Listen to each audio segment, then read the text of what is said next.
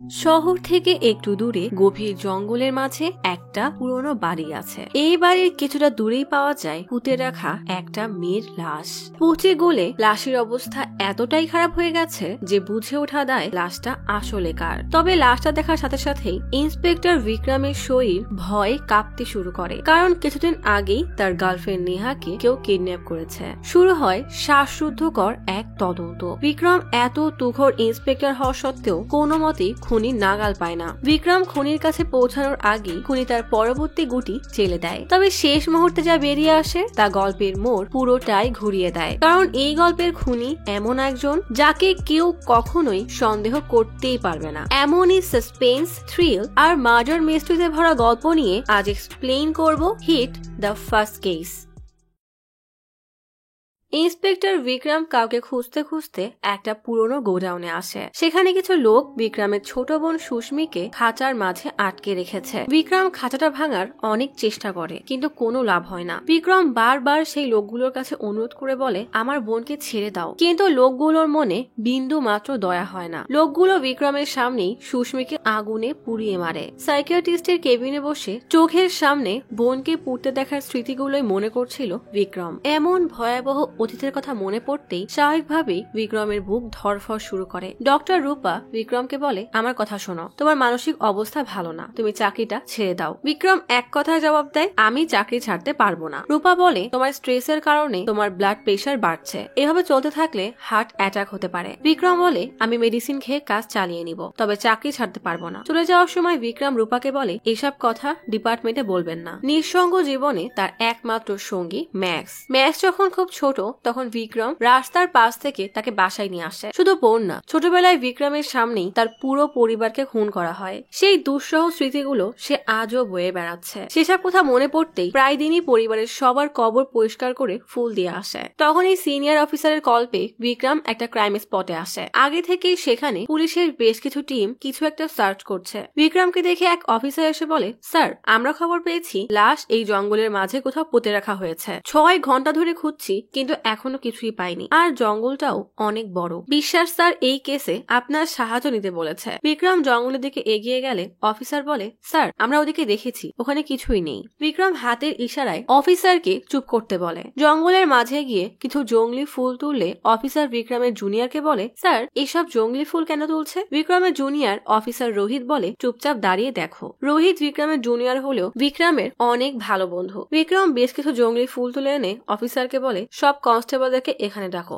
আমার হাতে 3 রকমের জঙ্গলি ফুল আছে, কিন্তু জঙ্গলে যেখানে এই 3 ধরনের ফুল একসাথে পাবে সেই জায়গাটা খুঁজে বের করো। সাথে সাথেই পুলিশের টিম জঙ্গলের মাঝে খুঁজতে শুরু করে। বেশ কিছুক্ষণ পরে একজন ইন্সপেক্টর বিক্রমকে ডেকে জানায়, এখানে একসাথে 3টা ফুলের গাছ আছে। বিক্রম সেখানে খুঁড়তে বললে সবাই সেখানে খুঁড়তে শুরু করে। কিছুটা খোঁড়ার পরে তীব্র একটা গন্ধে সবাই নাক চেপে ধরে। হাত দিয়ে মাটি সরাতে লাশের হাত বের হয়ে আসে। এমন দৃশ্য দেখেই বিক্রমের অতীতের স্মৃতিগুলো মনে পড়ে গেলেই তার প্যানিক অ্যাটাক শুরু হয়ে যায়। লাশ তুলে নিয়ে ফরেন্সিক অফিসার হাসপাতালের দিকে গেলে রোহিত বিক্রমকে নিয়ে থানার পথে রওনা দেয়। যাওয়ার পথে রোহিত বিক্রমকে জিজ্ঞেস করে, তুমি কিভাবে বুঝলে লাশ ওখানেই আছে? বিক্রম বলে, ওই জঙ্গলে 3 ধরনের জঙ্গলি ফুল হয়। নিজেদের কেমিক্যালের কারণে এদের আশেপাশে অন্য গাছ জন্মায় না। যখন মাটি খোঁড়া হয় তখন এই কেমিক্যাল গুলো অক্সিজেনের সাথে রিঅ্যাক্ট করে ফার্টিলাইজারে পরিণত হয়, আর গাছের বীজ থাকে না। আর মাটি ফার্টিলাইজ হওয়ার পরে এই 3টা গাছ পাশাপাশি জন্মাতে পারে। বিক্রম রোহিতকে নিয়ে বিক্রমের বাসায় আসার সময় বিক্রমের সিনিয়র বিষ্মা তাকে মেসেজ করে বলে, অভিলাষের সাথে কোনো রকমের ঝগড়া করবে না। বিক্রম বিক্রমের বাসায় ঢুকতে গেলে অভিলাষ জিজ্ঞেস করে, তুমি এখানে কি করছো? পাশ থেকে রোহিত বলে, বিষ্মা স্যার আমাদেরকে এখানে পাঠিয়েছে। বিক্রম ফ্ল্যাটে ঢুকে দেখে মেঝেতে একটা গুলির খোসা আর কিছুটা দূরেই বন্দুক পড়ে আছে। ঘরের মাঝে চেয়ারের উপরে একটা লোকের লাশ। বিক্রম ফ্ল্যাটের সবগুলো রুম ভালোভাবে দেখে বোঝার চেষ্টা করে এখানে কি হয়েছিল। সব দেখা শেষে বিক্রম অভিলাষকে জিজ্ঞেস করে, এখানে কি হয়েছিল? অভিলাষ বলে, এত ভাব দেখিয়ে লাভ নেই, বোঝাই যাচ্ছে লোকটা নিজেকে শেষ করে দিয়েছে। এই যে দেখো, লোকটার ফোনে ভিডিও রেকর্ড করা আর একটা নোটও রেখে গেছে। বিক্রম ভিডিওতে দেখে লোকটা হাতে বন্দুক নিয়ে চেয়ারে বসে বলছে, আমার মৃত্যুর জন্য আমি নিজেই দায়ী। ভিডিওটা দেখে বিক্রম অভিলাষকে টিটকারি করে বলে, বুঝলাম না, তুমি পুলিশে চান্স পেলে কিভাবে? যদি লোকটা নিজেকে মারে আর সে সময় ঘরে কেউ না থাকে তাহলে ভিডিও অফ করলো কে? এই ঘর থেকে তোমরা অদ্ভুত একটা গন্ধ পাচ্ছ না? এই যে দেখো, জানো এটা কি? এটাকে ইনভার্নিশ বলে। এটার একটা তীব্র গন্ধ আছে। এই ইঙ্ক ভার্নিশ ইঙ্ক বানানোর কাজে লাগে, তাই যারা ইঙ্ক ম্যানুফ্যাকচার কোম্পানিতে কাজ করে এটা তাদের কাছেই থাকে। ঘরের সব দরজা জানালা একটাও ভাঙা হয়নি, মানে যেই আসুক না কেন সে দরজা দিয়েই ঘরে ঢুকেছিল। যে এই কাজটা করেছে সে ভিকটিমের পরিচিত, তবে একটা ভুল করে গেছে, জানালা দিয়ে পাওয়ার সময় পাইপে জুতার ছাপ রেখে গেছে। ভিকটিমের পরিবারের লোকদেরকে জিজ্ঞেস করো সে এমন কাউকে চেনে কিনা যে ইঙ্ক ম্যানুফ্যাকচার কোম্পানিতে কাজ করে। বিক্রম চলে যাওয়ার সময় অভিলাষকে বলে, শোন, কেস সলভ করার জন্য দাড়ি শেভ করা দরকার হয় না, দরকার হয় বুদ্ধি। বিক্রম রোহিতকে নিয়ে ফরেন্সিক ডিপার্টমেন্টে আসে। এই ফরেন্সিক ডিপার্টমেন্টে রোহিতের গার্লফ্রেন্ড নেহা ফরেন্সিক অফিসারের জব করে। বিক্রম নেহাকে নিয়ে কফি শপে আসলে নেহা বলে, ডক্টর রূপা আমাকে কল করেছিল, এমন চাকরি করার কি দরকার যার কারণে তোমার জীবন ঝুঁকিতে পড়তে পারে। অপরদিকে রোহিত বাসায় আসলে তার স্ত্রী স্বপ্না বলে, তুমি কি তোমার মায়ের সাথে কথা বলেছো? রোহিত বলে, মা এমনিতেই অসুস্থ, তার সাথে পরে কথা বলবো। নেহা বিক্রমকে বলে, আমার কথাও একবার ভাবো, তোমার কিছু হলে আমার কি হবে? বিক্রম বলে, চাকরি ছাড়লে আমার অবস্থা আরো খারাপ হয়ে যাবে। এই সব কিছু আমার অতীতের কারণে হচ্ছে, একদিন সময় হলে তোমাকে সব বলবো। নেহা বলে, চাকরি না ছাড়ো, অন্তত রূপার কথা মতো ছুটি নিয়ে কিছুদিন ট্রিটমেন্ট করো। বিক্রমের কথা না বাড়িয়ে সেখান থেকে চলে যায়। পরের দিন সকালে বিক্রম হিটের অফিসে এসে তার সিনিয়র বিষ্মাকে ছুটির আবেদন দেয়। বিষ্মা বিক্রমকে বলে, ডিপার্টমেন্টের মার্ডার কেসগুলো তুমি সামলাও, এখন তুমি যদি 6 মাসে ছুটি চাও তাহলে এসব কে সামলাবে? বিক্রম বলে, এছাড়া আমার আর কোনো উপায় নেই। বিষ্মা বলে, ছুটি দিচ্ছি, তবে যদি কোনো কেসে দরকার পড়ে আমি তোমাকে ডেকে আনবো। অপরদিকে প্রীতি নামের একটা মেয়ে রেডি হয়ে তার বাবা থেকে বিদায় নিয়ে বের হয়ে গেলে তার মা এসে বলে, খাবার না খেয়ে চলে গেল? প্রীতির বাবা বলে, হ্যাঁ, একটু পরেই চলে আসবে। শহর থেকে বের হয়ে প্রীতি রাভি রিয়াল টোল প্লাজা দিয়ে হাইওয়েতে ওঠে। কিছু দূর যাওয়ার পরে প্রীতি বুঝতে পারে সে ফোন বাসায় রেখে এসেছে, তাই ইউটার্ন নিয়ে আবারও টোল প্লাজা পার হয়ে বাসার পথে রওনা দেয়। কিন্তু কিছু দূর যেতেই প্রীতির গাড়িটা নষ্ট হয়ে যায়। রাস্তার পাশে গাড়ি সাইড করে দাঁড়ালে তখনই তাকে দেখে একজন পুলিশ ইন্সপেক্টর জিজ্ঞেস করে, কি হয়েছে? প্রীতি বলে, গাড়ি নষ্ট হয়ে গেছে আর ফোনটাও বাসায় রেখে এসেছি, ফোন নিতে বাসায় যাচ্ছিলাম। ইন্সপেক্টর ইব্রাহিম ফোন দিলে প্রীতি বাবাকে কল করে বলে, গাড়ি নষ্ট হয়ে গেছে, এখন হাইওয়েতে দাঁড়িয়ে আছি, তুমি এসে নিয়ে যাও। ফোন রাখলে ইব্রাহিম বলে, চলো আমি তোমাকে বাসায় দিয়ে আসি। প্রীতি বলে, পুলিশের গাড়িতে গেলে আশেপাশের সবাই খারাপ ভাববে, বাবাকে বলেছি একটু পরেই চলে আসবে। ইব্রাহিমের কথা না বাড়িয়ে থানায় রওনা দেয়। থানায় গিয়ে তার সিনিয়রকে ফাইল দিলে ফাইল দেখে সিনিয়র বলে, তোমাকে হেডকোয়ার্টার থেকে কি ফাইল আনতে বললাম আর তুমি কি নিয়ে এসেছো? ইব্রাহিম ফাইলটা নিয়ে বলে, এখনই গিয়ে ঠিক ফাইলটা নিয়ে আসছি। যাওয়ার সময় ইব্রাহিম খেয়াল করে প্রীতির গাড়ির সামনে নীল রঙের একটা গাড়ি দাঁড়িয়ে আছে। প্রীতি সেই গাড়ির লোকের সাথে কথা বলছে। ইব্রাহিম ফাইলটা বদলে আবারও তার থানার দিকে রওনা দেয়। প্রীতির গাড়ির সামনে এবার অন্য একটা গাড়ি দেখে ইব্রাহিম গাড়ি থামিয়ে জিজ্ঞেস করে, কি হয়েছে? প্রীতির বাবা বলে, আমার মেয়ে কিছুক্ষণ আগে কল দিয়ে বলে গাড়ি নষ্ট হয়ে গেছে, কিন্তু এখানে এসে গাড়ি পেলেও প্রীতিকে পাচ্ছি না। ইব্রাহিম বলে, কিছুক্ষণ আগে আমি উল্টো পাশ দিয়ে যাওয়ার সময় দেখলাম একটা নীল গাড়ি দাঁড়িয়ে আছে, আপনার মেয়ে সেই গাড়িটার লোকের সাথে কথা বলছিল। প্রীতির বাবা বাসায় কল দিয়ে শুনে প্রীতি এখনো বাসায় ফেরেনি। ইব্রাহিম বলে, হয়তো কোনো বন্ধুর সাথে গেছে, সন্ধ্যার মধ্যে বাসায় না ফিরলে আপনি থানায় এসে দেখা করবেন। দিন গড়িয়ে সন্ধ্যা হয়ে যায়। প্রীতি বাসায় না ফিরলে পরের দিন প্রীতির বাবা মা থানায় যায়। ইব্রাহিম বলে, প্রীতি বাসায় ফেরেনি, তা আপনারা গতকাল কেন আসেননি? প্রীতির বাবা উল্টা বলে, সব দোষ আপনার, আপনি যদি আমার মেয়েটাকে বাসায় দিয়ে যেতেন তাহলে মেয়েটা হারিয়ে যেত না। ইব্রাহিম বলে, আমি আপনার মেয়েকে বলেছিলাম আমার সাথে যেতে, পুলিশের গাড়িতে গেলে নাকি মানুষ কটু কথা বলবে, তাই আমার সাথে আসেনি। বাইরে কনস্টেবলের কাছে গিয়ে কেস ফাইল করেন। গাড়ি কি এখনো হাইওয়েতে আছে নাকি বাসায় নিয়ে গেছেন? প্রীতির মা বলে, আমরা সারা রাত মেয়েকে খুঁজতে ব্যস্ত ছিলাম, তাই গাড়ি নিতে পারিনি। ইব্রাহিম সাথে সাথেই হাইওয়েতে গিয়ে প্রীতির গাড়িটা ভালো করে চেক করে। তারপর টোল প্লাজায় গিয়ে সেখানে টোল অফিসারকে জিজ্ঞেস করে, এখানে কয়টা ক্যামেরা আছে? মেয়েটা বলে, একটা টোল প্লাজায় আর একটা রাস্তার দিকে দেওয়া আছে। ইব্রাহিম বলে, গতকাল বিকাল 5:30 থেকে 6:30 পর্যন্ত 2টা ক্যামেরার ফুটেজই আমার লাগবে। থানায় এসে ফুটেজ চেক করে দেখে টোল প্লাজা বা হাইওয়েতে কোনো ক্যামেরাতেই নীল রঙের গাড়িটা নেই। ইব্রাহিম বলে, নিশ্চয়ই কোনো ঝামেলা আছে, আমি প্রীতিকে নীল গাড়ির লোকটার সাথে কথা বলতে দেখেছিলাম। নীল রঙের গাড়িটা হাইওয়েতে এসেছিল, কিন্তু হঠাৎ করেই গায়েব হলো কিভাবে? এক কাজ করো, হাইওয়েতে ঢোকার সময় যে টোল প্লাজা পড়ে সেখানে গিয়ে সব ফুটেজ নিয়ে আসো। পরের দিন ইব্রাহিম থানায় এসে দেখে তাদের ডিআইজি বিষ্মা এসেছে। বিষ্মা ইব্রাহিমকে বলে, তুমি প্রীতির বাবা মার সাথে বেয়াদবি কেন করেছো? তোমাকে সাসপেন্ড করা হলো। তুমি একমাত্র মানুষ যে শেষবার প্রীতির সাথে কথা বলেছো, তাই থানায় না জানিয়ে শহরের বাইরে যাবে না। আসলে প্রীতির বাবা বিষ্মার বন্ধু। বিষ্মা প্রীতির বাবাকে বলে, চিন্তা করো না, ডিপার্টমেন্টের বেস্ট অফিসারের কাছে আমরা প্রীতির কেস ট্রান্সফার করছি। দেখতে দেখতে এই ঘটনার 2 মাস পার হয়ে যায়। হঠাৎ একদিন নেহার সিনিয়র ডক্টর বিক্রমকে কল দিয়ে বলে, নেহাকে পাওয়া যাচ্ছে না। 2 দিন থেকে নেহা অফিসেও আসেনি। বিক্রম সাথে সাথেই বিষ্মার কাছে এসে বলে, স্যার নেহা গায়েব হলো কিভাবে? 2 দিন পার হলেও কোনো খোঁজ নেই, আপনি নেহার কেসটা আমাকে দিন। বিষ্মা বলে, এই কেসটা আমি অভিলাষকে দিয়েছি। অভিলাষ এসে বলে, তুমি ছুটিতে যাওয়ার আগে নেহার সাথে তোমার ঝগড়া হয়েছিল, ছিল। তুমি ছুটি নিয়ে গ্রামে চলে গেলে তার কিছুদিন পরে নেহা গায়েব হয়ে যায়। নেহার মায়ের সাথে আমার কথা হয়েছে, সে নিজেও বলেছে আমি যেন তোমার উপর নজর রাখি, তাই নেহার কেসে তুমি প্রাইম সাসপেক্ট। অভিলাষ চলে গেলে বিস্ময় বলে এই কেসটা তোমার ব্যক্তিগত জীবনের সাথে জড়িত, তাই তোমাকে এই কেস থেকে দূরে রাখাই ভালো। বিক্রম চলে যাওয়ার সময় জানায় আপনি আমাকে কেসটা অফিসিয়ালি না দিলেও আমি আমার মতো করে তদন্ত শুরু করব। নেহার বাসার সামনে এসে বিক্রম রোহিতের সাথে দেখা করে বলে 2 দিন আগেই নেহার সাথে আমার কথা হয়েছিল, তখন সে স্বাভাবিক ছিল, নিশ্চয়ই এই 2 দিনের মাঝে কিছু একটা হয়েছে, আমাকে নেহার বাসায় ঢুকতে হবে। রোহিত বলে একবার ভেবে দেখো, অভিলাষ জানতে পারলে অনেক বড় ঝামেলা হবে। রোহিত নেহার বাসায় পাহারায় থাকা পুলিশের সাথে গল্প করলে বিক্রম পেছনের দরজা দিয়ে নেহার বাসায় ঢোকে। বাসার ভিতরে ঢুকেই বিক্রম তীব্র একটা গন্ধ পায়। আলমারি থেকে নেহার একটা ওড়না নিয়ে গন্ধ শুকে বোঝার চেষ্টা করে এই গন্ধটা আসলে কিসের। তখন বাসার ভিতরে শব্দ হলে বাইরের পুলিশরা দৌড়ে বাসার দিকে যায়। বিক্রম ততক্ষণে বাইরে এসে রোহিতকে বলে চল, কাজ হয়ে গেছে। পরের দিন সকালে ফরেন্সিক অফিসে এসে বিক্রম রোহিতকে বলে পরশুদিন রাতেই কিছু একটা হয়েছে। নেহার প্রতিদিনের মতো বাসায় এসে যেভাবে গাড়ি রাখে সেদিনও সেভাবেই রেখেছে, আর কেউ দরজা বা জানালা ভেঙে বাসার ভেতরেও আসেনি। নেহার বাসা থেকে আমি একটা জিনিসের তীব্র গন্ধ পেয়েছি, যত তাড়াতাড়ি সম্ভব নেহার কল ডিটেলস নিয়ে আসো। বিক্রম নেহার মাকে দেখে বলে আমি জানি আপনি আমাকে পছন্দ করেন না, কিন্তু নেহাকে আমি ঠিকই খুঁজে বের করব। নেহার মা কোনো উত্তর না দিয়েই চলে যায়। নেহার সিনিয়র ডক্টর সিন্ধে বিক্রমকে বলে অফিসে চলো, তোমার সাথে কিছু কথা আছে। বিক্রম সিন্ধেকে বলে গত 3 মাস নেহা যেসব কেস দেখাশোনা করছিল আমি সেই সব কেসের ফাইল চাই। সিন্ধে সব ফাইলগুলো দিয়ে বলে এগুলো বাইরের কেউ যেন না জানে। সব ফাইলগুলো চেক করার সময় প্রীতির কেসের ফাইল দেখে রোহিতকে ডাক দেয়। রোহিতকে ফাইল দিয়ে বলে 2 মাস আগে এই মেয়েটা হাইওয়ে থেকে গায়েব হয়ে যায়। প্রীতির কেসটাও নেহার কাছে ছিল। মেয়েটা হাইওয়ে থেকে কিভাবে গায়েব হয়েছিল কোনো ক্লু পাওয়া যায়নি, ঠিক সেভাবে নেহাও গায়েব হয়ে গেছে। 2টা মেয়ে সেম ভাবে গায়েব হয়ে যাওয়া কাকতালীয় তো হতেই পারে না। বিক্রম সাথে সাথে নেহার কেসে তদন্ত অফিসার শ্রীনিবাসের সাথে দেখা করতে যায়। শ্রীনিবাস জানায় 3 দিন আগে নেহার সাথে আমার কথা হয়েছিল। নেহা প্রীতির গায়েব হওয়ার কেসের ফরেন্সিক ডক্টর। 3 দিন আগে বলেছিল সে কোনো একটা ক্লু পেয়েছে। আমার সাথে পরের দিন সকালে দেখা করার কথা ছিল, কিন্তু তারপরে সে গায়েব হয়ে যায়। তবে প্রীতির গাড়ির সিটে আমি এক টুকরা তুলা পেয়েছিলাম। গাড়ির পাশেই রাস্তার উপরে ইঞ্জেকশনের একটা সুই পেয়েছিলাম, সেটা আমি ফরেন্সিক ডিপার্টমেন্টে পাঠিয়েছিলাম। বিক্রম তুলোটা হাতে নিয়ে শুকলে সাথে সাথেই বুঝতে পারে এই গন্ধটাই সে নেহার বাসায়ও পেয়েছিল। বিক্রম বিস্মার কাছে এসে বলে আপনি প্রীতির মিসিং কেসটা আমাকে দিয়ে দেন। বিস্মা বলে এই কেসটা শ্রীনিবাস দেখছে, তার যদি কোনো সমস্যা না থাকে তাহলে কেসটা তুমি নিতে পারো। বিক্রম রোহিতকে বলে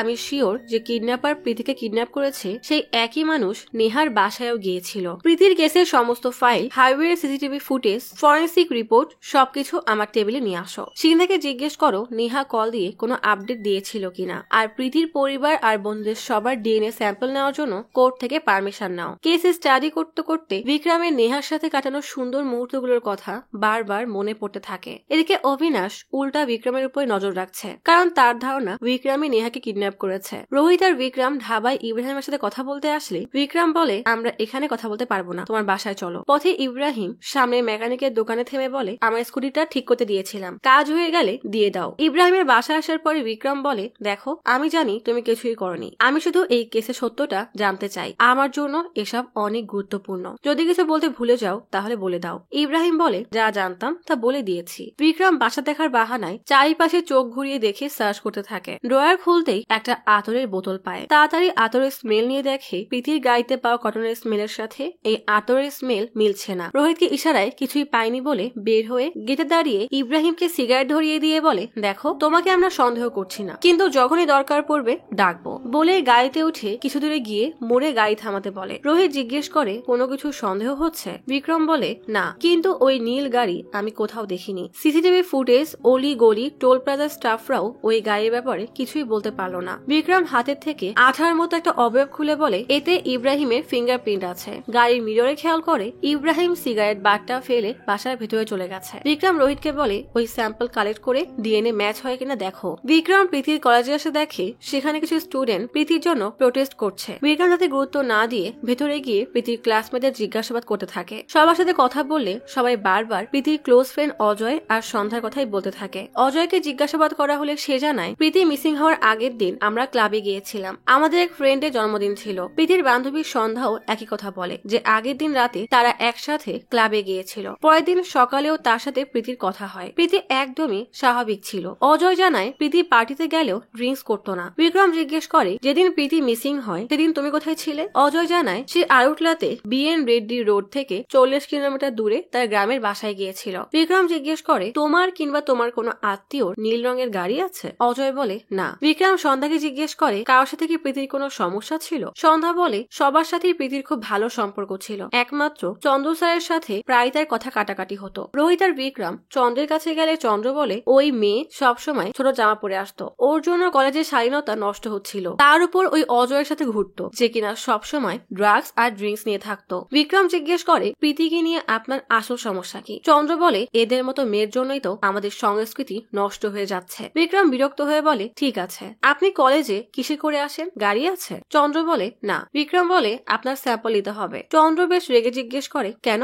আপনাকে কেন স্যাম্পল দিব? কোনো ওয়ারেন্ট আছে? বিক্রম রেগে টেবিলে এক ঘুষি মেরে জিজ্ঞেস করে, আপনার স্যাম্পল দিতে সমস্যা কোথায়? চন্দ্র বলে, আমি একজন শিক্ষিত ব্যক্তি, তাই আমিও আইন জানি, ওয়ারেন্ট ছাড়া আমি স্যাম্পল দিব না। রোহিত সাথে সাথেই ওয়ারেন্টের কাগজ দেখালে চন্দ্রের মুখ মলিন হয়ে যায়। অজয় আর সন্ধ্যার স্যাম্পল নেওয়া হয়। গাড়ি চালাতে চালাতে বিক্রম জিজ্ঞেস করে, কারোর উপর সন্দেহ হচ্ছে? রোহিত বলে, অজয় আর চন্দ্র। বিক্রম বলে, চন্দ্রকে বাদ দাও, সে তো একটা পাগল, সেভাবে তার উপর দেশের সংস্কৃতির দায়ভার রয়েছে, তুমি অজয়ের উপর নজর রাখো। আর সন্ধ্যা সেই একমাত্র নিজ থেকে এসে সাহায্য করতে চেয়েছে, তার উপর ওই রাতে একসাথে ক্লাবেও ছিল। তুমি কি সিন্ধাকে জিজ্ঞেস করেছিলে যে নেহা প্রীতির কেসে কোনো গুরুত্বপূর্ণ লিড পেয়েছিল কিনা? রোহিত বলে, না, এখনো বলেনি। বিক্রম খেয়াল করে অভিলাষের গাড়ি তাদের পিছু করছে। এক টানেলের সামনে এসে গাড়ি দাঁড় করিয়ে বিক্রম অভিলাষকে বলে, তুই কি পাগল হয়ে গেছিস? আমার পিছু কেন করছিস? অভিলাষ বলে, তুই প্রীতির কেসে এত ইন্টারেস্টেড কেন? বিক্রম বলে, এটা তোকে বলা দরকার মনে করছি না। অভিলাষ বলে, সময় আসলে তোকে সবকিছুর উত্তর দিতে হবে,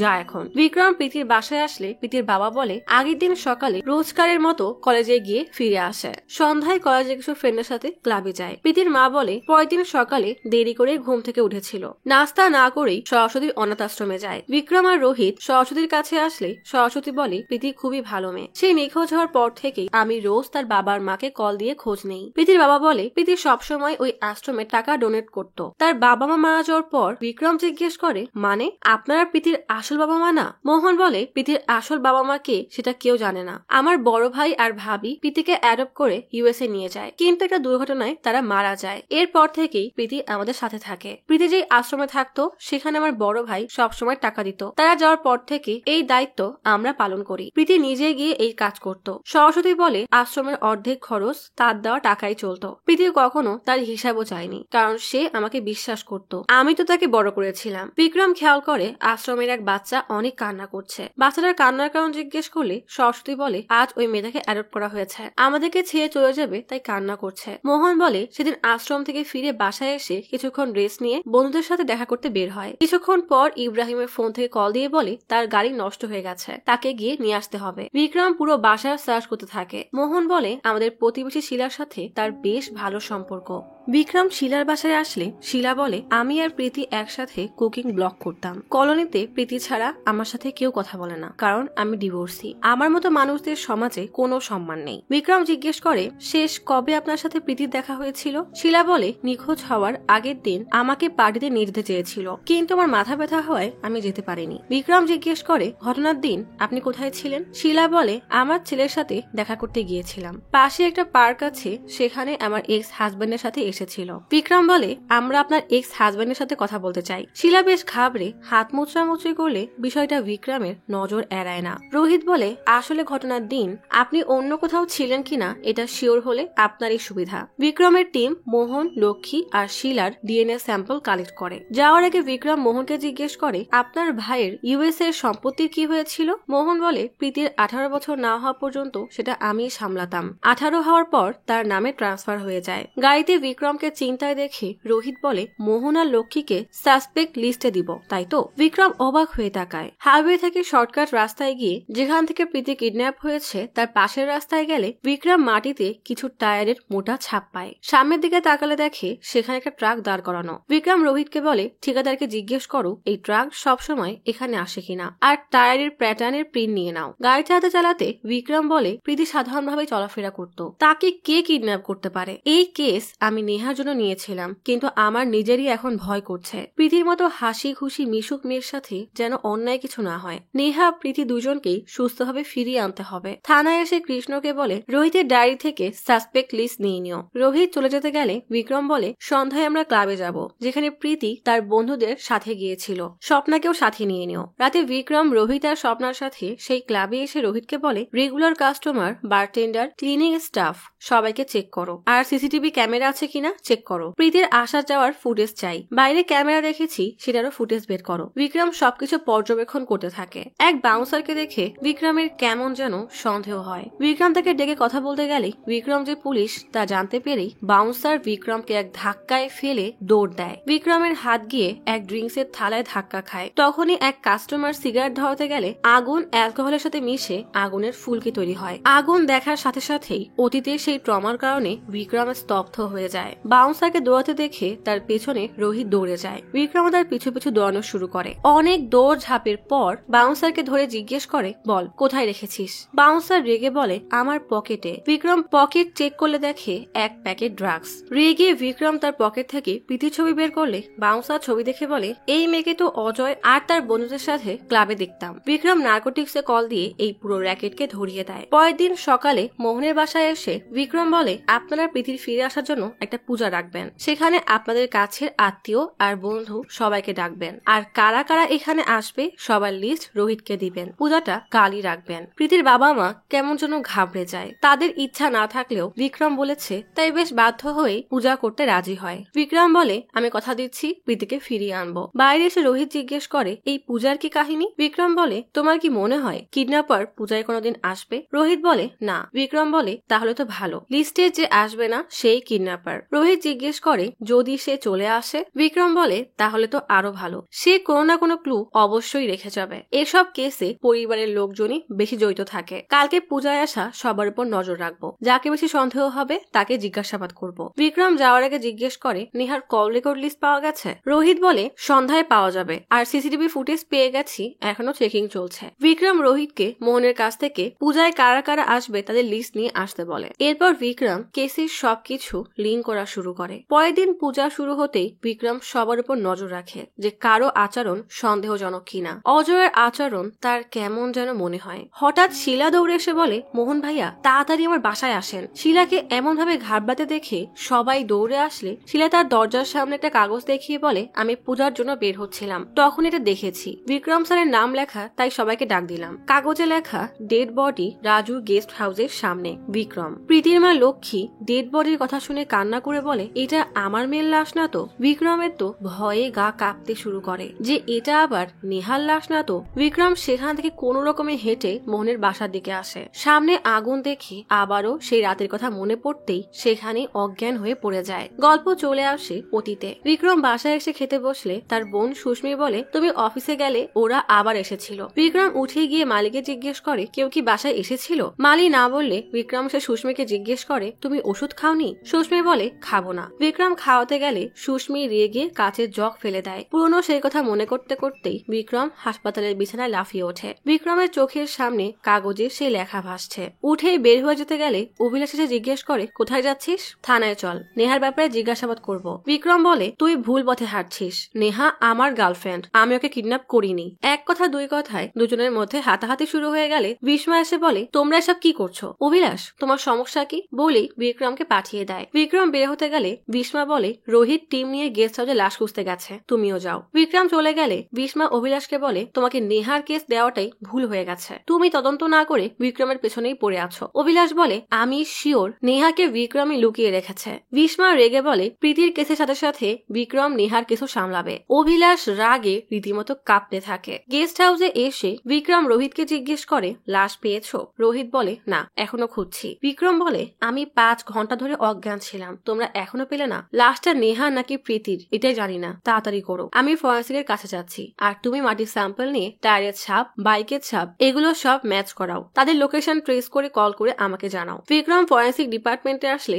হ্যান্ড রাইটিং এক্সপার্টকে জিজ্ঞেস করে, সাসপেক্টের হাতের লেখার সাথে কি এই কাগজের লেখার ম্যাচ করা যাবে? এক্সপার্ট বলে, যে এটা করেছে সে অনেক ছোট ছোট স্ট্রোক ব্যবহার করেছে, এটা আসলে তার হাতের লেখাই না। বিক্রম জিজ্ঞেস করে, এটা কি ফিঙ্গারপ্রিন্ট পাওয়া গেছে? অফিসার বলে, সব রিপোর্ট তোমাকে পাঠিয়েছি, এখানে মোহন আর শিলার প্রিন্ট পাওয়া গেছে, হয়তো ওরা কাগজটা পড়ার জন্য তুলে নিয়েছিল। সেখানে তোমারও ফিঙ্গারপ্রিন্ট পাওয়া গেছে, কারণ তুমি হয়তো গ্লোভস পরতে ভুলে গিয়েছিলে। যে এই কাজটা করেছে সে অনেক চিন্তা ভাবনা করেই করেছে। শিলার বাসায় বসে রোহিত নেহার কল লিস্ট দেয়। বিক্রম গাড়ির কথা জিজ্ঞেস করলে রোহিত বলে, সব সবাই বলছে একটা গাড়ি যেতে তো দেখেছে, কিন্তু সেটা নীল রঙের না। আর যে ট্রাকের কথা বলছিলে সেটা কলোনিতে যে পানির ট্রাক আসা যাওয়া করে সেই ট্রাকের ছাপ। বিক্রম খুবই হতাশ, কারণ এত দূর এসেও তারা কোনো ক্লুই পাচ্ছে না। শিলা চা নিয়ে আসলে বিক্রম জিজ্ঞেস করে সেদিন ওই নোট কিভাবে পেয়েছিলে। শিলা বলে আমি পূজার জন্য বের হব, তখনই দেখি দরজা নিচে পড়ে আছে। প্রথমে ভেবেছি কোনো পেমপ্লেট পড়ে আছে, ভালো করে খেয়াল করলে দেখি সেটা অন্য কিছু। বিক্রম অস্থির হয়ে পায়চারি করতে করতে দেওয়ালে একটা ছবি দেখে জিজ্ঞেস করে এটা কি তুমি আঁকিয়েছো? শিলা হ্যাঁ বলে বিক্রম বলে একটা ছবি তুলে নিলাম, কারণ ছবিটা ঠিক সেভাবে করা হয়েছে যেভাবে লেখা হয়েছিল। বিক্রম এক্সপার্টের কাছে নিয়ে গেলে সে বলে হাতে আঁকা আসল ছবিটা পেলে ভালো হতো। বিক্রম রেগে বলে সেটা সম্ভব না, এটা দিয়েই কাজ করো। এক্সপার্ট ম্যাচ করে বলে কিছুটা ম্যাচ হচ্ছে, প্যাটার্ন আর গ্যাপ একই রকম। কিছুক্ষণ পরেই বিক্রম শিলার বাসা সার্চ করা শুরু করে। শিলা জিজ্ঞেস করে আমার বাসায় কেন সার্চ করছেন? বিক্রম ছবি দেখতে দেখতে বলে প্রীতি তোমার সাথে বেশি সময় কাটাতো, তার যদি কোনো ক্লু পাই আমাদের জন্যই ভালো হতো। রোহিত এসে বিক্রমকে ইশারা দেয় যে কিছুই পাওয়া যায়নি। বের হতে হতে বিক্রম শিলাকে বলে তোমার গাড়ির চাবি দাও। শিলা চাবি এনে দিলে বিক্রম গাড়িতেও খোঁজা শুরু করে, কিন্তু সেখানেও কিছু পায় না। বিক্রম চলে যেতেই যাবে তখনই সামনে কাভারে ঢাকা আর একটা গাড়ি দেখে। শিলা বলে এটাও আমার গাড়ি, এতদিন সার্ভিসিং এ ছিল তাই দেখেননি। রোহিত গিয়ে কাভার সলে দেখা যায় একটা নীল রঙের কুপার। বিক্রম বলে দ্রুত চাবি নিয়ে আসেন। শিলা ভিতরে যায় ঠিকই, কিন্তু অনেকক্ষণ হলেও আর ফিরে আসে না। বিক্রমের সন্দেহ হতে থাকে। তখনই শিলা চাবি নিয়ে আসলে বিক্রম স্বস্তির নিঃশ্বাস ফেলে। নীল গাড়ি সার্চ করতে করতে ডিকি খুললে এক বাক্স ভর্তি প্র্যাকটিস নোট পাওয়া যায়, আর সেখানে সেই লিফলেটের কথাই লেখা। ব্যাস, সাথে সাথেই শিলাকে গ্রেফতার করে থানায় নিয়ে আসা হয়। শিলা চিৎকার করে বলতে থাকে সে কিছুই করেনি। বিক্রম জিজ্ঞেস করে প্রীতি আর নেহা কোথায়? শিলা ভয়ে ভয়ে বলে নেহাকে আমি এমন কাউকে চিনি না। বিক্রম বলে শেষবার জিজ্ঞেস করছি কাকে খুন করেছো? শিলা কান্না করে বলে আমি কিছুই করিনি। বিক্রম রেগে টেবিলে এক থাবা দিতেই শিলা ভয়ে ভয়ে বলে মানছি ওই নোটগুলো আমি লিখেছি, কিন্তু প্রীতির মিসিং কেসে আমার কোনো হাত নেই। আর নেহাকে? বিক্রম জিজ্ঞেস করে তাহলে নোটগুলো কেন লিখেছো? শিলা বলে কলোনিতে প্রীতি ছাড়া আর কেউ আমার সাথে কথা বলতো না, সে যাওয়ার পর আমার খুব একা লাগছিল, তাই আপনারা যেন তাড়াতাড়ি খুঁজে পান, আর সেখানে যদি আমি সাহায্য করতে পারি তাহলে সবার চোখে আমার জন্য সম্মান বেড়ে যাবে। বিক্রম বলে এসব মিথ্যা কথা, তুমি কি পুলিশকে বোকা মনে করছো?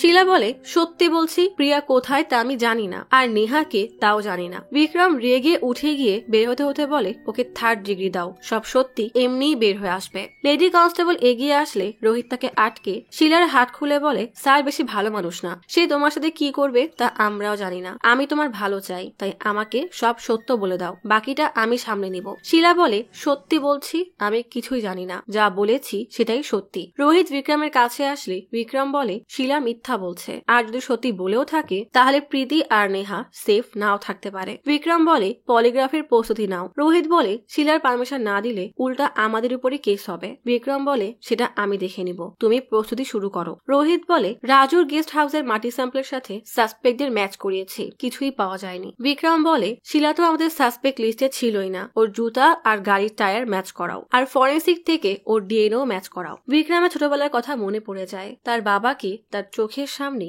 নির্মম ভাবে মারা হয়। বিক্রম রোহিতকে বলে ইব্রাহিমকে জিজ্ঞেস করো সে এই গাড়ি দেখেছিল কিনা। সব প্রস্তুতি হয়ে গেলে বিক্রম ভেতরে এসে শিলাকে বলে লাই ডিটেকটিভ টেস্ট করানো হবে, আগে কনসার্ন পেপারে সাইন করো, তুমি সাইন না করলে কেস তোমার বিপক্ষে আরো শক্তপোক্ত হয়ে যাবে, আর আমি এসব পারমিশন কোর্ট থেকেও আনতে পারবো, তাই যা করবে ভেবে চিন্তা করো। শিলা ভয়ে সাইন করে দেয়। টেস্ট শুরুর সময় শিলাকে ভয় পেতে দেখে বিক্রম শিলাকে বুঝিয়ে বলে তুমি শান্ত না হলে রেজাল্ট ভুল আসবে, তাই স্বাভাবিক হও। শিলা স্বাভাবিক হয়ে গেলে বিক্রম প্রশ্ন করা শুরু করে, শিলার বয়স, তার এক্স হাজবেন্ডের নাম, আর সে প্রীতিকে চেনে কিনা। এইসব প্রশ্ন করলে শিলা সবগুলোর উত্তর বেশ স্বাভাবিকভাবেই দিয়ে দেয়। বিক্রম যখনই প্রীতি আর নেহার কিডন্যাপিং এর কথা জিজ্ঞেস করে শিলার হার্টবিট ফাস্ট হয়ে যায়, কিন্তু যখন উত্তর বলে তখন তার হার্টবিট স্বাভাবিক থাকে। অপারেটর রুম থেকে বেরিয়ে রোহিত আর বিক্রমকে বলে শিলা সত্যিই বলেছে। রোহিত বলে কিন্তু প্রীতি আর নেহার কথা শুনে সে তো ঘাবড়ে গিয়েছিল। অপারেটর বলে সেটাই স্বাভাবিক, কারণ শিলা জানতো তাকে প্রীতি আর নেহার ব্যাপারে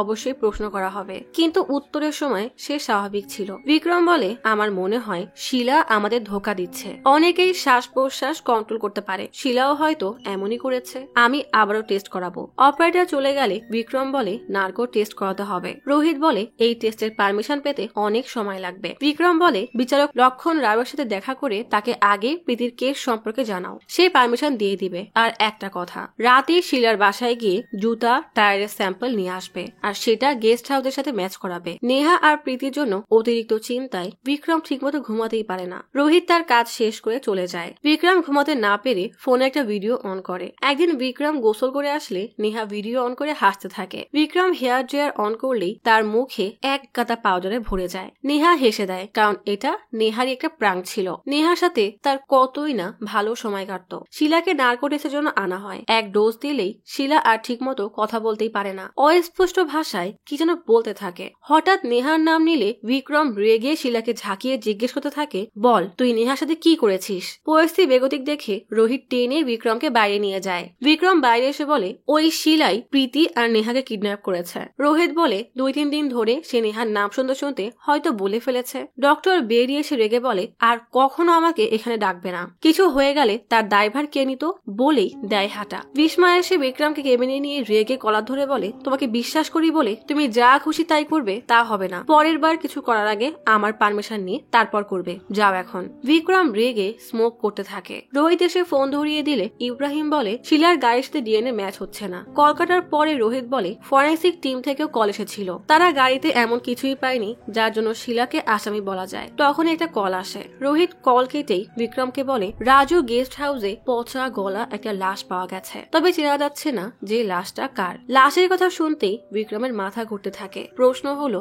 লাশটা নেহার নাকি প্রীতির। গাড়িতে বসে বিক্রম তার বোন সুস্মির কথা চিন্তা করে। একদিন কতগুলো গুন্ডা এসে সুস্মিকে তুলে নিয়ে যায়। বিক্রম যখন তাকে বাঁচাতে যায় তখন তার চোখের সামনেই সুস্মিকে আগুনে পুড়িয়ে মেরে ফেলা হয়। সেই দৃশ্যের কথা মনে পড়তেই বিক্রম ঠিকমতো চলার শক্তিটাও হারিয়ে ফেলে। বিক্রম সুস্মির জায়গায় একবার নেহাকে তো একবার প্রীতিকে কল্পনা করে। গেস্ট হাউসে এসে বিক্রম নিজেকে কোনো রকমের সামলে লাশের কাছে আসলে দেখে লাশ পোকায় খেয়ে একদম বিচ্ছিরি অবস্থা করে রেখেছে। এমন বিভৎস দৃশ্য দেখে বিক্রম বমি করে দেয়। রোহিতকে বলে দ্রুত লাশ ফরেন্সিকে পাঠাতে আর কার লাশ সেটা আগে জানতে। কিছুক্ষণ পর ফরেন্সিক থেকে রোহিতের কাছে কল আসে। রোহিত বিক্রমকে বলে শিলার গাড়ির টায়ারের স্যাম্পল আর এই জায়গার মাটির স্যাম্পল ম্যাচ হয়ে গেছে, তার মানে শিলা এখানে এসেছিল। বিক্রম রেগে থানায় এসে শিলাকে ঘুমাতে দেখে টেবিলে জোরে এক থাবা দিয়ে জিজ্ঞেস করে বল ওই লাশ কার? লাশের কথা শুনে শিলা যেন আকাশ থেকে পড়ে। শিলা বলে কিসের লাশ? আমি কিছুই জানি না। বিক্রম প্রচুর রেগে বলে তুই যে গেস্ট হাউসের কথা বলেছিলি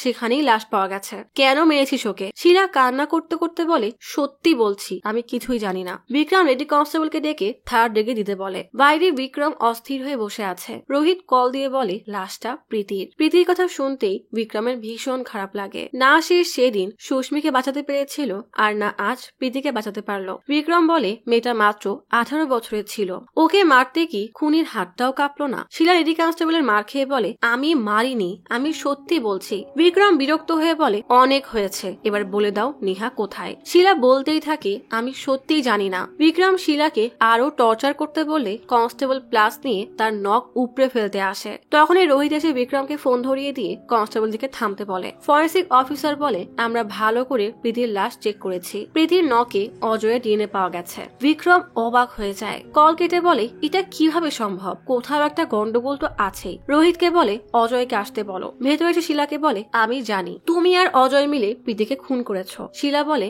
আমি অজয়কে শেষবার কবে দেখেছি তা আমার মনেও নেই, আমি কাউকে খুন করিনি। বিক্রমের কথা না বাড়িয়ে বাইরে আসলেই রোহিত বলে অজয় মিসিং। বিক্রম বলে তোমাকে অজয়ের উপরে নজর রাখতে বলেছিলাম। রোহিত বলে একজনকে বলেছিলাম কিন্তু সে কল রিসিভ করছে না। কিছুক্ষণ পর ফরেন্সিক ডক্টর কল দিয়ে বলে প্রীতির দাঁতে মোহনের ডিএনএ পাওয়া গেছে আর পায়ে সরস্বতীর চুল। বিক্রম ঠিক বুঝে উঠতে পারে না প্রীতির সাথে আসলে কি হয়েছিল।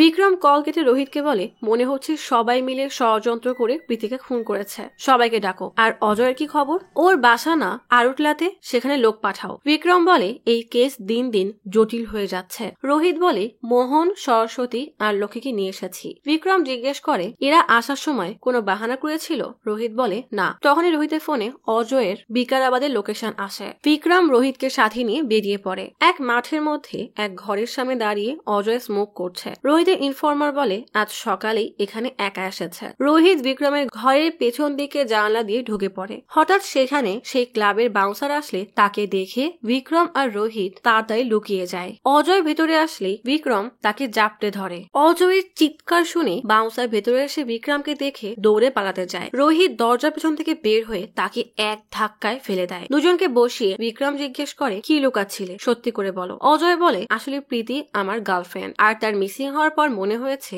আমি এই কেসে ফাঁসতে পারি, তাই ভয়ে এখানে এসেছিলাম। বিক্রম অজয়কে বলে, তাড়াতাড়ি শার্ট খুলে দেখাও। অজয় মানতে না চাইলে বিক্রম রেগে কাচের বোতল ভেঙে ভাঙা কাচ ধরলে অজয় তাড়াতাড়ি করে শার্ট খোলে। বিক্রম অজয়ের পিঠে 2টা আঁচড়ের দাগ দেখে জিজ্ঞেস করলে অজয় বলে, ছোটবেলায় পড়ে গিয়ে এমন হয়েছিল। বিক্রম সাথে সাথেই দুজনকে থানায় নিয়ে এসে লক্ষ্মী আর মোহনকে বলে, প্রীতির লাশ পাওয়া গেছে। মেয়ের কথা শুনে লক্ষ্মী কান্না করে দেয়। বিক্রম বলে, প্রীতির দাঁতে মোহনের ডিএনএ পাওয়া গেছে। মোহন প্রচুর রেগে বলে, কি বলতে চাচ্ছেন, আমি আমার মেয়েকে খুন করেছি? বিক্রম, মোহন, সরস্বতী, অজয় আর শিলা সবার সামনে পাগলের মতো চিৎকার করে ভয় দেখিয়ে কথা বের করার চেষ্টা করে, কিন্তু কারোর থেকেই সন্দেহজনক কোনো জবাব পাওয়া যায় না। বিক্রম সবাইকে তাদের কাস্টাডিতেই রেখে দেয়। বিক্রম এখনো কোনো ক্লু পাচ্ছে না দেখে রোহিতকে বলে, কারোর কাছেই প্রীতিকে খুন করার যথার্থ কোনো কারণ নেই। এত প্রমাণ থাকা সত্ত্বেও আসল খুনিকে ধরতে পারছি না। বিক্রম বাসায় এসে তার বোর্ডের সামনে দাঁড়িয়ে সব ক্লু আবারও চেক করতে থাকে, কিন্তু কিছুই পায় না। সকালে বিক্রম সুস্মির কবরে আসে। তখনই লতা নামের এক মেয়ে কল দিয়ে বলে, আমি আর রোডে গাড়ি চালাচ্ছিলাম, হঠাৎ ফোনে কল আসায় গাড়ি থামাই। তখন সামনে থেকে একটা গাড়ি এসে গাড়ির লোক আমাকে গ্লাস নিচে নামানোর জন্য ইশারা করতে থাকে। কয়েকদিন আগেই পেপারে অল্প বয়সের একটা মেয়ে কিডন্যাপ হওয়ার খবর পড়েছিলাম, তাই ভয়ে সেখান থেকে চলে আসি। সেই লোকটা আমার পিছু করছিল, আমি ভয়ে থানায় গেলে সেখান থেকে আপনার নম্বর পেয়েছি। বিক্রম জিজ্ঞেস করে, তুমি এখন কোথায়? লতা বলে, ওয়ান ডিলারের সামনে আছি। বিক্রম বলে, ওখানে একটা দোকান আছে, সেখানে থাকো, আমি এখনই আসছি। বিক্রম রোহিতকে নিয়ে লতার কাছে এসে জিজ্ঞেস করে, গাড়ির রং কি ছিল আর লোকটা দেখতে কেমন ছিল? লতা বলে, সাদা রঙের অ্যাম্বাসেডর ছিল, গায়ের রং ফর্সা, গাড়িতে বসা ছিল তাই উচ্চতা দেখতে পাইনি, কালো চশমা আর টুপি পরা ছিল, ইশারা দিয়ে গ্লাস নামাতে বলেছিল, কিন্তু আমি গ্লাস না নামালে আমার উপর চিৎকার করা শুরু করে, অনেক দূর পর্যন্ত আমার পিছু আসে। আমি স্পিড বাড়ালে কিছুক্ষণ পর তাকে আর দেখতে পাইনি। বিক্রম বলে, থানায় সে স্কেচ করাতে পারবে? লতা হ্যাঁ বললে বিক্রম লতার গাড়ির চাবি রোহিতকে দিয়ে বলে, তুমি নিয়ে আসো, লতা আমার সাথেই থাকবে। বিক্রম টোল প্লাজায় এসে লতাকে গাড়িতে বসিয়ে রেখে সিসিটিভি ফুটেজ আনতে যায়। ফুটেজ নিয়ে এসে থানায় স্কেচ আর্টিস্টকে ডেকে লতাকে সেই লোকের বর্ণনা বলতে বলে, আর নিজে রোহিতের সাথে সিসিটিভি চেক করতে থাকে, কিন্তু কোথাও সাদা অ্যাম্বাসিডার দেখা যায় না। স্কেচ বানালেও লতা বলে, চশমা আর ক্যাপ ছাড়া কিছুই ঠিক নেই। বিক্রম লতাকে বলে, আর 2 ঘন্টা থাকতে পারবে? ভালো কোনো আর্টিস্টকে ডাকবো। লতা বলে, অনেক দেরি হয়ে গেছে, আমার মা বারবার কল দিচ্ছে। বিক্রম এক কনস্টেবল ডেকে লতাকে বাসায় দিয়ে আসতে বলে। লতা চলে গেলে বিক্রম রোহিতকে বলে, কিছু একটা গন্ডগোল তো আছেই, ওই গাড়িটা না টোল ক্রস করেছে আর না আর রোডে ফিরে গেছে, তাহলে গেল কোথায়? বিক্রম প্রচুর চিন্তায় পড়ে যায়। হঠাৎ খেয়াল করে টোলে একটা ট্রাক ক্রস করছে, ট্রাকের ড্রাইভার কালো টুপি আর কালো চশমা পরা। বিক্রমের কেমন যেন সন্দেহ হলে বিক্রম প্রীতির কেসে সিসিটিভি ফুটেজ বের করে চেক করতে বলে। সেখানেও দেখা যায় একই ট্রাক আর একই ড্রাইভার। বিক্রম বলে, ইব্রাহিম প্রীতিকে দেখার 30 মিনিট পরই মানে 6:30টায় এই ট্রাক টোল ক্রস করে, আর আজ লতা আমাকে কল দেওয়ার 30 মিনিট পর এই ট্রাক আবারও টোল ক্রস করে। লতার কথা মতো এই লোক সেই কালো টুপি আর কালো চশমা পরা। 2 ট্রাকের নম্বর প্লেটও আলাদা। আরটিএ তে কল দিয়ে চেক করলে জানা যায় এই নম্বরের কোনো ট্রাকই নেই। বিক্রম বলে, তার মানে এটা ফেক কুরিয়ার সার্ভিসের ট্রাক, আমাদের একেই লাগবে, ছবিটা জলদি জুম করো। রোহিত ছবি জুম করলে ছবিটা ফেটে যায়। বিক্রম বলে, সিন থেকে ছবিটা পাঠিয়ে এইচডি পিকচার বানিয়ে আমাকে পাঠাও। বিক্রম সহ সাসপেক্টের লোকটার ছবি দেখায়, কিন্তু কেউই এই লোককে চেনে না। সিন্ধে বিক্রমকে কল দিয়ে বলে, 2টা ছবিতেই টুপি পরে আছে আর দাঁড়িয়ে আছে, এই জন্য এর থেকে ক্লিয়ার করা সম্ভব হচ্ছে না। এত চেষ্টা করেও বিক্রম কিছুতেই কেস সলভ করতে পারছে না। বিস্ময় এসে বিক্রমকে এমন হতাশ থেকে জিজ্ঞেস করে, কি হয়েছে? বিক্রম ছবি দেখিয়ে বলে, আমি এই লোকটাকে খুঁজছি, কিন্তু কি করব বুঝতে পারছি না, দেরি হয়ে গেলে নেহাকে আজীবনের জন্য হারিয়ে ফেলবো। বিস্ময় বলে, তুমি আগে এর থেকেও জটিল কেস সলভ করেছিলে, নিজের আপন জনকে হারিয়েছো, এভাবে ভেঙে পড়ো না, মাথা ঠান্ডা করো। বিক্রম এই কেস নিয়ে নতুন ভাবে আবার সব ভাবতে শুরু করে। বৃষ্টির মধ্যে থানায় এসে রোহিতকেও সেখানে ডাকে। কনস্টেবলকে ডেকে সেই এরিয়া সব ক্রিমিনালের ফাইল চেক করতে থাকে। তখনই সেখানে অভিলাষ এসে বিক্রমকে দেখে এক অফিসারকে জিজ্ঞেস করে, এখানে ও কি চায়? অফিসার বলে, ক্রিমিনাল লিস্ট চেক করছে। অভিলাষ বলে, লিস্টে আমার নামটাও দিয়ে দাও। বিক্রম প্রচুর রেগে ফোন টেবিলে রেখে অভিলাষকে কষে এক চড় মারে। অভিলাষও রেগে বিক্রমকে মারলে দুজন থানার মধ্যেই মারামারি করতে থাকে। হঠাৎ অভিলাষের ধাক্কায় বিক্রমের ফোন নিচে পড়ে যায়। অভিলাষ রেগে বিস্মাকে কল দিতে থাকে। বিক্রম ফোন খেয়াল করলে দেখে দূর থেকে ছবিটা কিছুটা ক্লিয়ার লাগছে। ফোন তুলে টেবিলে রেখে দূরে সরে যায়। ভালো করে তাকাতেই দেখে এই ছেলেটাকে সে আগে কোথায় যেন দেখেছে। পেছনে অভিলাষ বিস্মাকে কল দিয়ে বিক্রমের নামে নালিশ করতে থাকে। বিক্রমের হঠাৎ মনে পড়ে সেদিন ইব্রাহিমের স্কুটি ঠিক করতে ফাহাদ মোটর নামের যে গ্যারেজে গিয়েছিল এই ছেলে সেখানের মেকানিক। বিক্রম সাথে সাথেই সেখানে আসে, কিন্তু এত রাতে গ্যারেজ বন্ধ। চারপাশে তাকালে সেই সাদা অ্যাম্বাসেডারও দেখতে পায়। বিক্রম পাশে পাশের দোকানদারকে সেই মেকানিক সম্পর্কে জিজ্ঞেস করলে সে বলে সে ফাহাদের বিষয়ে কিছুই জানে না। বিক্রম ইব্রাহিমের বাসায় গিয়ে জিজ্ঞেস করে যে সে ফাহাদকে চেনে কিনা আর তার বাসা কোথায়। ইব্রাহিম বলে ফাহাদ তো পাশেই এক বস্তিতে থাকে। ইব্রাহিম তাতেই জামা পড়ার জন্য ভেতরে গেলে বিক্রমের মনে হয় ইব্রাহিম হয়তো পালিয়ে গেছে, কিন্তু নিরীহ ইব্রাহিম কিছুক্ষণ পরেই বের হয়ে আসে। ইব্রাহিম জঙ্গলের মধ্যে এক টিনের ঘর দেখিয়ে বলে ফাহাদ ওখানেই থাকে। সামনের দিকে এগোতেই খেয়াল করে সেই নীল রঙের কুপার গাড়ি। ইব্রাহিম বলে এটাই সেই গাড়ি যে গাড়ির লোকের সাথে প্রীতিকে কথা বলতে দেখেছিলাম। বিক্রম সাথে সাথেই বন্দুক বের করে লোড করে সামনের দিকে এগোয়। ঘরের মধ্যে কেউ নেই বুঝতে পেরে ইব্রাহিম আর বিক্রম ভেতরে যায়। বিক্রম আশপাশটা ভালো করে দেখলে দেখে ড্রয়ারে কিছু অ্যাম্পুল আর ইনজেকশন, র্যাকের উপরে একটা আতরের বোতল রাখা। বিক্রম সেই আতর সুখে দেখে সেই একই রকমের স্মেল যেটা নেহার বাসায় আর প্রীতির গাড়িতে পেয়েছিল। বিক্রম কনফার্ম হয়ে যায় এই ফাহাদি সেই কিডন্যাপার। আলমারি খুলে দেখে তাতে অনেকগুলো মেয়ের ছবি, সেখানে প্রীতি, নেহা আর লতার ছবিও আছে। ছবি দেখতে দেখতে হঠাৎ বাইরে থেকে টিন ভেদ করে একটা গুলি আসে। ইব্রাহিম ভয়ে মাথা নিচু করে নেয়। বিক্রম আর ইব্রাহিম বাইরে এসে দেখে ফাহাদ গাছের আড়াল থেকে গুলি করছে। বিক্রম গুলি চালালে ফাহাদ দৌড়ে পালায়। বিক্রম তার পিছু পিছু যায়। দুজনের মধ্যে হাতাহাতি শুরু হয়ে যায়। বিক্রম জিজ্ঞেস করে নেহা কোথায়, তাড়াতাড়ি বল। ফাহাদ কোনো উত্তর না দিয়েই বিক্রমকে লাথি মেরে চলে যায়। বিক্রম পিছু পিছু গিয়ে আবার তাকে ধরে ফেলে। বিক্রম জিজ্ঞেস করতেই থাকে বল নেহা কোথায়। ফাহাদ এক আদলা কাদা বিক্রমের গলায় ছুঁড়ে মারে। বিক্রম ব্যথায় ফাহাদকে ছেড়ে দিলে সে দৌড়ে পালায়। বিক্রম নিজেকে সামনে তাকাতেই ফাহাদকে আর খুঁজে পায় না। দৌড়াতে দৌড়াতে এক গাছের পাশে এসে দাঁড়ালে বজ্রপাতে গাছে আগুন ধরে যায়। আগুন দেখতেই বিক্রম ট্রমায় চলে যায়। ইব্রাহিম এসে তাকে সামলাতে গেলেই ফাহাদ ইব্রাহিমের বুকে গুলি করে দেয়। সাথে সাথে ইব্রাহিম মাটিতে লুটিয়ে পড়ে। বিক্রম সেদিকে তাকিয়ে কাউকেই দেখতে পায় না। হঠাৎ ফাহাদ এসে বিক্রমের মাথায় বন্দুক ঠেকায়। ঠিক তখনই আর একটা গুলি চলে আর ফাহাদ মাটিতে পড়ে যায়। বিক্রম পেছনে তাকালে দেখে অভিলাষ তাকে বাঁচাতে ফাহাদকে গুলি করেছে।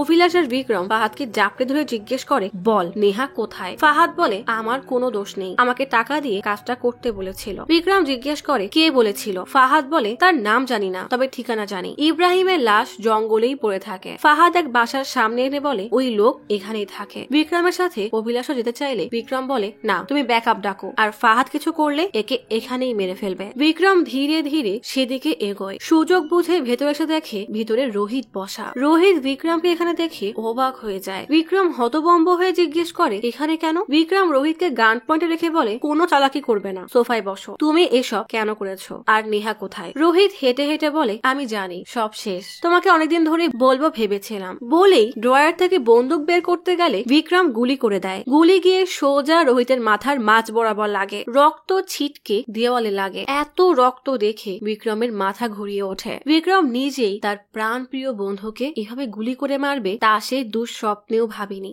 এত বড় শকে সোজা হয়ে ঠিকমতো দাঁড়াতেও পারে না। নিজে গুলির শব্দ পেয়ে স্বপ্না নেমে আসতেই রোহিতের লাশ দেখে চিৎকার করে কান্না করতে থাকে। শব্দ পেয়ে অভিলাষও দৌড়ে আসে। অভিলাষ উপরে যেতেই দেখে নেহাকে বেডের সাথে বেঁধে রাখা হয়েছে। বিক্রম স্বপ্নাকে জিজ্ঞেস করে রোহিত এসব কেন করেছে, নেহা কোথায়। রোহিতের এসব করার কি দরকার ছিল। স্বপ্না বলে আসল অপরাধী রোহিত না, আমি, এসব আমি করেছি। অভিলাষ নেহাকে নিচে নিয়ে আসে। নেহাকে দেখে বিক্রম যেন প্রাণ ফিরে পায়। নেহা দৌড়ে বিক্রমকে জড়িয়ে ধরলে বিক্রম শক্ত করে তাকে ধরে থাকে। আর স্বপ্না তখনও রোহিতের লাশের পাশে বসে কান্না করছে। স্বপ্নাকে কাছা দিতে নিয়ে আসা হয়। স্বপ্না বলে এসবের শুরু হয়েছিল সরস্বতী আশ্রমে। আমি, আমার বোন অদিতি আর প্রীতি ওই আশ্রমেই থাকতাম। একদিন মোহনের বড় ভাই আর ভাবি আশ্রমে অ্যাডপ্ট করতে আসে। তারা আমাদের 3 জনকে বেছে নেয়। সরস্বতী শিবকে বলে এই 3 জনের মধ্যে একজনকে চুজ করবেন, কিন্তু যাকে করবেন তারও আপনার সাথে যাওয়ার জন্য রাজি থাকতে হবে। বাচ্চারা চলে গেলে সরস্বতী বলে অদিতির হার্টে একটা ছিদ্র আছে, ছোট একটা অপারেশন করলেই সে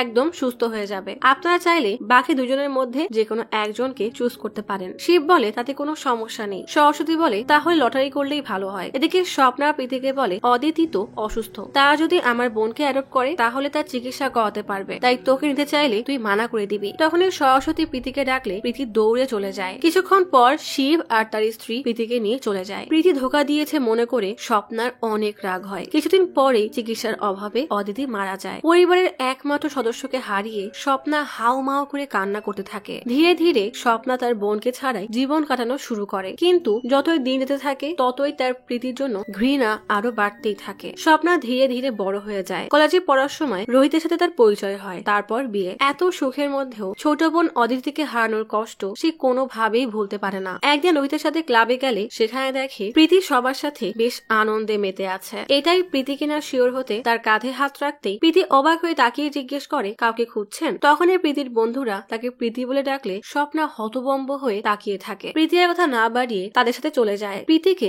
এতটা সুখে থাকতে দেখে স্বপ্না কিছুতেই নিজেকে শান্ত করতে পারে না। তার বারবার এটাই মনে হচ্ছিল যে প্রীতির জায়গায় হয়তো আজ তার বোন থাকতে পারত। স্বপ্নার মনে দিন দিন সেই রাগ আর ঘৃণা বাড়তেই থাকে। আর তখনই সে রোহিত থেকে লুকিয়ে প্রীতিকে মারার জন্য মেকানিক ফাহাদকে নিয়ে প্ল্যান বানায়। ফাহাদকে কিডন্যাপ করার জন্য টাকা দেয়। এদিকে ফাহাদকেও 3rd ডিগ্রি দিয়ে কথা বের করানোর চেষ্টা চলছে। ফাহাদ বলে অর্ধেক টাকা দিয়ে বলেছিল বাকি টাকা কাজ শেষ হলে দিবে। ফাহাদ কিডন্যাপিং এর আগের রাতে প্রীতির বাসায় গিয়ে গাড়ির তার কেটে দিয়ে আসে যেন গাড়ি হঠাৎ বন্ধ হয়ে যায়। পরের দিন প্রীতি গাড়ি নিয়ে বের হলে হাইওয়েতে গাড়ি বন্ধ হয়ে যায়। তখনই ফাহাদ নীল গাড়ি নিয়ে আসে। প্রীতি সাহায্য চাওয়ার জন্য তার কাছে গেলে ফাহাদ আচমকাই তার হাতে ইঞ্জেকশন পুশ করে দেয়। প্রীতি হাত সরিয়ে নিতেই ইঞ্জেকশন আর সুই রাস্তায় পড়ে। প্রীতি দৌড়ে চলে যেতে গেলেই পুশ হারিয়ে পড়ে যায়। ফাহাদ জলদি প্রীতিকে গাড়ির ডিকিতে রেখে প্রীতির গাড়ি থেকে তার ব্যাগ আর বাকি জিনিস নিয়ে নেয়। তখনই তার কান থেকে আতর মেশানো তুলাটা পড়ে যায়। রোহিত বাসায় এসে দেখে সারা গায়ে রক্ত মেখে স্বপ্নায় স্তব্ধ হয়ে দরজার কোনায় বসে আছে। ভয়ে রোহিত দৌড়ে এসে তাকে ডাকে, কিন্তু তার কোনো সাড়াই নেই। জলদি ভেতরের রুমে গিয়ে দেখে সারা ঘর রক্তে ভরে গেছে। বিছানার উপরে প্রীতির ছিন্ন বিচ্ছিন্ন লাশ পড়ে আছে। যেদিন অদিতির জন্মদিন ছিল স্বপ্নার প্রীতিকে সেদিনই মেরে ফেলে। রোহিতের চিৎকারে স্বপ্নার হুঁশ ফিরে আসতেই রোহিতের পা ধরে কান্না করে বলে, আমি ইচ্ছা করে এসব করিনি। ওকে খুন করার কোনো ইচ্ছাই আমার ছিল না। আমি তো শুধু ওকে কিডন্যাপ করে এখানে রাখতে চেয়েছিলাম। কিন্তু এত বছর ধরে জন্মানোর রাগ আর ঘৃণা আজ এতটাই বেড়ে গিয়েছিল যে হুঁশ হারিয়ে ওকে মেরে ফেলেছি। আমাকে ক্ষমা করে দাও। স্বপ্নাকে এভাবে কান্না করতে দেখে রোহিত স্বপ্নার কষ্ট বুঝে ডিউটি ভুলে স্বপ্নাকে বাঁচানোর সিদ্ধান্ত নেয়। রোহিত প্রীতির লাশ এক জায়গায় দাফন করে আসে আর সাথে কিছু পোকামাকড় দিয়ে দেয় যেন তারা লাশ খেয়ে ফেলে আর এই লাশ পেলেও কেউ আর প্রীতিকে চিনতে না পারে। স্বপ্না বলে তখনই কেস হিট ডিপার্টমেন্টে ট্রান্সফার হয় আর নেহা সেই ইঞ্জেকশনের সুইয়ের বিষয়ে রিসার্চ করে কিছু ক্লু পেয়ে যায়। সেই বিষয়ে জানাতে শ্রীনিবাসকে কল দেয়, কিন্তু শ্রীনিবাস কল রিসিভ না করলে রোহিতকে কল দেয়। রোহিত নেহার সাথে দেখা করতে গেলে নেহা বলে, আমরা প্রীতিবাদেও এই সুয়ে অন্য একজনের ফিঙ্গারপ্রিন্ট পেয়েছি। পার্সিয়াল রেকর্ডের সাথে ম্যাচ করে নেহা 3 জনের ছবি দেখায়, যার মধ্যে একজন ফাহাদও ছিল। ফাহাদকে দেখে রোহিত প্রচুর ভয় পেয়ে যায়, কারণ ফাহাদকে ধরলে স্বপ্নাও ধরা পড়ে যাবে। তাই কাজের বাহানায় নেহাকে সরিয়ে দিয়ে স্যাম্পল চেঞ্জ করে ফেলে, কারণ রোহিত জানতো কোনো না কোনো ভাবে এই তথ্য শ্রীনিবাস জানতে পারবেই। সেই রাতে নেহার সাথে কথা বলতে রোহিত তার বাসায় যায়। নেহা ফাইল আনতে গেলে রোহিত নেহার জুসের মধ্যে ঘুমের ওষুধ মিশিয়ে দেয়। নেহার জুস খেয়ে অজ্ঞান হয়ে গেলে ফাহাদ এসে সুটকেসে নেহাকে ঢুকিয়ে নিয়ে যায়। স্বপ্না বলে নেহাকে মারার কোনো প্ল্যানই ছিল না, শুধু বাসায় বন্দি করেছিলাম। আমরা ভেবেছিলাম একবার কেস ঠান্ডা হয়ে গেলে আমি আর রোহিত নাম পরিচয় বদলে বিদেশ চলে যাব। রোহিত সবকিছু ম্যানেজ করে রেখেছিল। রোহিতের ভাই এসে তার মাকে নিয়ে যাবে, তার জন্য অপেক্ষা করছিলাম আর ভেবেছিলাম নেহাকে অজ্ঞান অবস্থায় কোথাও ছেড়ে দিব। ফাহাদ বলে রোহিত আর স্বপ্না নেহাকে ছাড়তে চাচ্ছিল, কিন্তু সে যদি আমাকে পরে চিনে ফেলতো তখন তো আমি বিপদে পড়তাম। তাই আমি নেহাকে মারতে চেয়েছিলাম। তখনই স্যার আমাকে ধরে ফেলে। স্বপ্না বলে শিলা যখন রাজু গেস্ট হাউসের সামনে লাশ আছে এমন নোট লেখে, তখন রোহিত ভাবে তাহলে প্রীতির লাশ ওখানেই দাফন করে দেবে। রোহিত অনেক ভালো একটা মানুষ, সে কখনোই এসব করতে চায়নি। সে এটাও চায়নি যে আমার দোষের শাস্তি শিলা পাক। তাই সাসপেক্ট লিস্টে যারা আছে তাদের সবার সাথে গিয়ে আবার কথা বলে। তাদের অজান্তেই ডিএনএ স্যাম্পল কালেক্ট করে প্রীতির লাশে রেখে আসে, যেন তুমি শুধু শিলাকেই একমাত্র সাসপেক্ট না ভাবো। শিলার গাড়ির টায়ারের সাথেও গেস্ট হাউসের মাটি মিশিয়ে রাখে। রোহিত কাউকেই ফাঁসাতে চায়নি, শুধু কেসটাকে জটিল করে সময় বাড়িয়ে এখান থেকে পালাতে চেয়েছিল। তুমি সত্যিটা না জেনেই রোহিতকে মেরে ফেলেছো। বিক্রম রোহিতের ডায়েরি পড়ে, যেখানে লেখা, ডিয়ার বিক্রম, আমি জানি শেষ পর্যন্ত তুমি এই কেস সলভ করেই ফেলবে। বিক্রম জিজ্ঞেস করে লতাকে। স্বপ্না বলে আমি কেউ লতাকে চিনি না। ফাহাদকে জিজ্ঞেস করলে সে বলে সব টাকার জন্য করেছিলাম। এই কিডন্যাপিং এর ব্যবসায় অনেক টাকা, তাই কন্ট্রাক্ট নিয়ে লতাকে কিডন্যাপ করতে গিয়েছিলাম। স্বপ্নাকে লকআপে নিয়ে যাওয়া হয়। ইব্রাহিমের লাশ দাফনের জন্য নিয়ে যাওয়া হলে খাটিয়ার এক মাথা বিক্রমও ধরে। প্রীতির শেষকৃত্যে এসে বিক্রম মোহনের কাছে ক্ষমা চায়, কারণ সে প্রীতিকে বাঁচাতে পারিনি। মোহন উল্টা ধন্যবাদ দিয়ে বলে তুমি না আসলে আমরা সত্য জানতেই পারতাম না। সারা জীবন হয়তো থানা আর হাসপাতালে ঘুরে বেড়াতাম, হয়তো কোনোদিন জানতেই পারতাম না আমার মেয়েটার সাথে কি হলো, সে কোথায় হারিয়ে গেল। আজ তোমার জন্য অন্তত মেয়েটার চিতায় আগুন দিয়ে শেষ বিদায় তো দিতে পারছি। চিতায় আগুন দেওয়ার আগে বিক্রম পরম যত্নে প্রীতির মাথায় হাত বুলিয়ে দেয়, যেন সে তার বোন সুস্মিকে শেষ বিদায় দিচ্ছে। এখন আর বিক্রমের আগুনের সেই ট্রমা নেই। সেই ভয়ানক স্থিতি থেকে আজীবনের জন্য বেরিয়ে আসতে পেরেছে। সরস্বতী আশ্রমের সিঁড়িতে বসে নেহা বিক্রমকে বলে এই আশ্রমে প্রতি মাসে ডোনেট করার যে সিদ্ধান্ত নিয়েছো খুবই ভালো করেছো, কিন্তু এখনো মন খারাপ করে বসে আছো কেন? বিক্রম নেহাকে রোহিতের ডায়েরিটা দেয়। রোহিত লিখেছে, বিক্রম আমি জানি তুমি কেস সলভ করে আমার পর্যন্ত ঠিকই পৌঁছে যাবে। সেদিন আমি তোমার দিকে বন্দুক তাক করব, কিন্তু তাতে কোনো গুলি থাকবে না, কারণ আমি তোমার গুলিতে মুক্তি পেতে চাই। এটাই আমার পাপের শাস্তি। ইতি তোমার বন্ধু রোহিত। রোহিতের লাশের শেষকৃত্য সরকারিভাবে করা হয়। চুলিতে যাওয়ার পরপরই চামড়া পুড়ে হাড় গুঁড়া গুঁড়া হয়ে ফিরে আসে। রোহিতকে এভাবে দেখে বিক্রমের তীব্র অপরাধ বোধ হয়। ডায়েরি পড়ার শেষে নেহা বিক্রমকে জিজ্ঞেস করে, তোমাকে অনেকবার জিজ্ঞেস করেছি, আমাকে বলো ছোটবেলায় কি এমন হয়েছিল যে তোমার অমন প্যানিক অ্যাটাক হয়? ছোটবেলার কথা শুনতেই বিক্রমের মনে পড়ে সেই রক্তের মধ্যে শুয়ে আছে সেই ভয়ানক আগুনে তার ছোট বোনের মৃত্যু, আর তার চোখের সামনে বাবা আর মাকে হত্যা। সবকিছু তার চোখের সামনে ভাসতে থাকে। বিক্রম বলে, অন্য কোনো একদিন বলবো। বলে গাড়িতে উঠতে গেলে দূর থেকে কেউ টার্গেট করে গুলি চালায়, কিন্তু একটুর জন্য গুলিটা গাড়িতে লাগে। বিক্রম ভয়ে আশেপাশে তাকালে কাউকেই দেখে না, কিন্তু দূর থেকে সেই বন্দুক তাকেই ঠিকই তার নিশানায় রাখে। তাহলে কি বিক্রমের শত্রুরা ফিরে এসেছে, নাকি এটা বিক্রমের পুরনো কোনো শত্রুর কাজ? এরপর অবশ্য হিট 2 এসেছে, যেখানে দেখানো হয়েছে কৃষ্ণার গল্প, আর আপনারা চাইলে সেটাও খুব জলদি আনবো। তবে এই গল্পের একটা শিক্ষণীয় বিষয় হলো কারো প্রতি ঘৃণা বা প্রতিশোধের আগুন মনে জমিয়ে না রাখা, কারণ হিংসা বা প্রতিশোধের আগুন কখনোই নিজেকে স্বস্তি দেয় না। স্বপ্ন যদি সব ভুলে রোহিতকে নিয়ে সুখী থাকতো, তাহলে হয়তো তার আজ রোহিতকে হারানো লাগতো না। শুধুমাত্র তার ক্ষণিকের রাগ আর হিংসার কারণে সে তার সুখে সাজানো সংসারটাও হারিয়ে ফেললো, আর মাঝখান থেকে জীবন দিতে হলো কিছু নিরীহ মানুষের। তাই সবসময়ের মতো ক্ষমাই মহৎ গুণ।